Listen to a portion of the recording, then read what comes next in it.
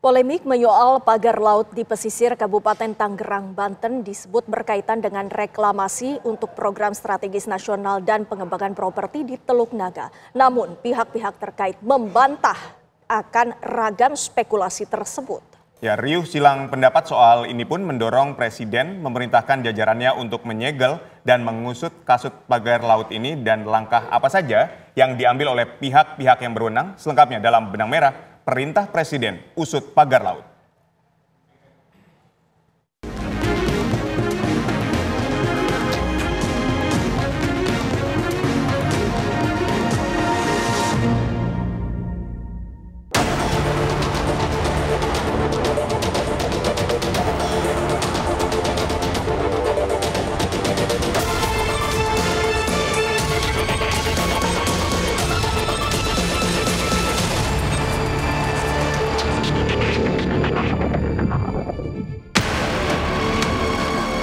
Pagar laut dan struktur bangunan ini membentang sepanjang 30,16 km, melintasi 16 desa, mulai dari Desa Muncung hingga Desa Paku Haji di Kabupaten Tangerang, Banten.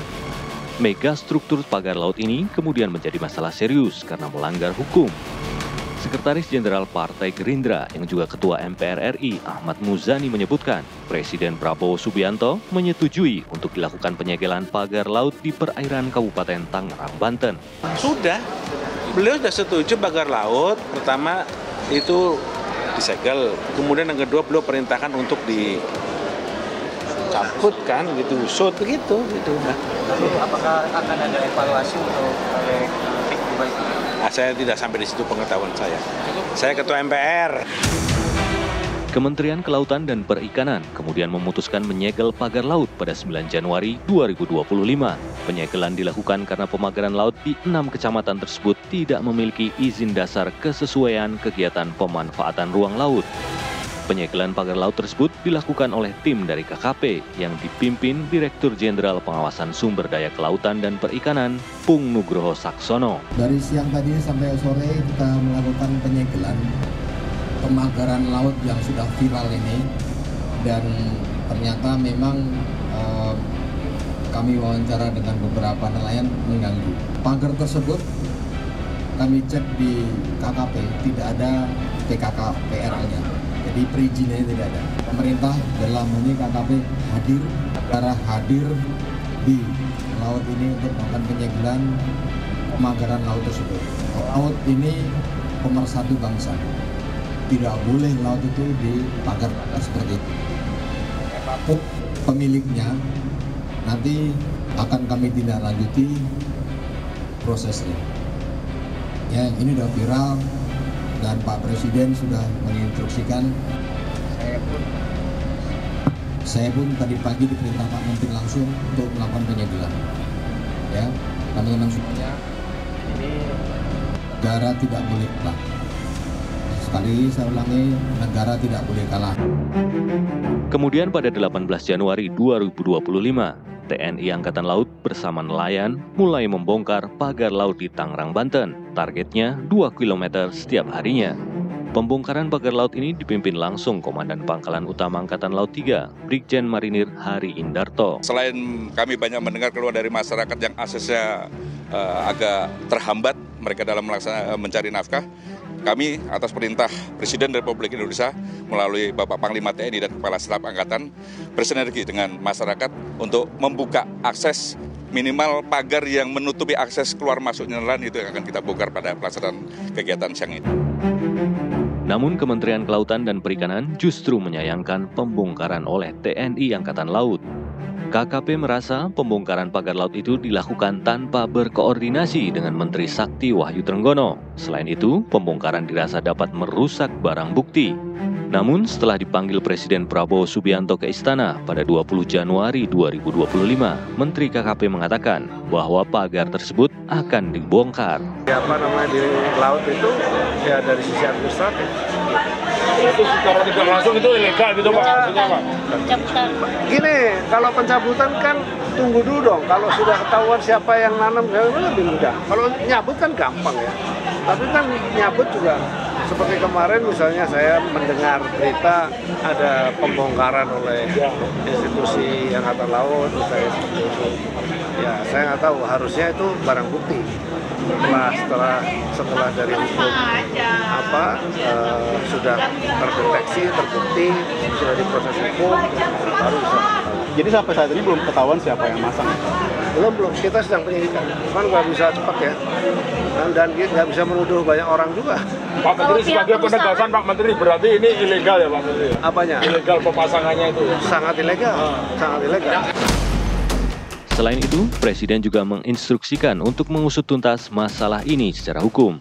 Sejumlah pihak menduga pagar laut sepanjang 30,16 km di wilayah pesisir Kabupaten Tangerang, Banten berkelindan dengan reklamasi untuk program strategis nasional dan pengembang properti di Teluk Naga.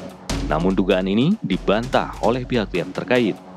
Belakangan diketahui wilayah laut yang dipagari ternyata telah memiliki sertifikat hak guna bangunan atau HGB.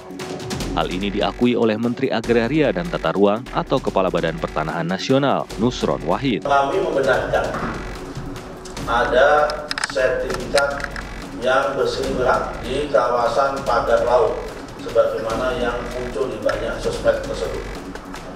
Jumlahnya 263 bidang dalam bentuk SHGB atas nama PT Intan Agung Makmur sebanyak 234 bidang dan atas nama PT Cahaya Inti Semesta Sentosa sebanyak 20 bidang. Kemudian atas nama perseorangan sebanyak 9 bidang. Kemudian ada juga SHM surat hak milik atas 17 bidang. Jadi berita-berita yang muncul di media maupun di sosmed tentang adanya sertifikat tersebut, setelah kami cek benar adanya, lokasinya pun benar adanya sesuai dengan aplikasi Bumi, yaitu ada di Desa Kohot, Kecamatan Pakuhaji, Kabupaten Tangerang.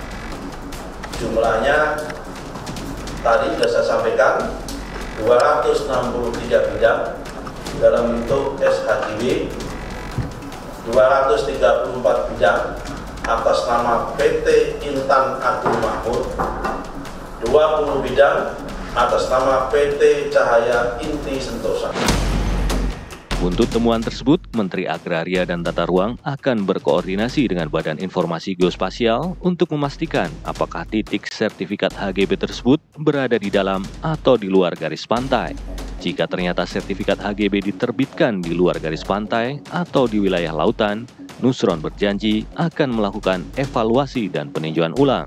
Artinya, ya memang itu harusnya Pangan, bukan APL, memang wilayah laut, kemudian disertifikatkan, maka kami tentu akan evaluasi dan tentu akan kami tinjau ulang.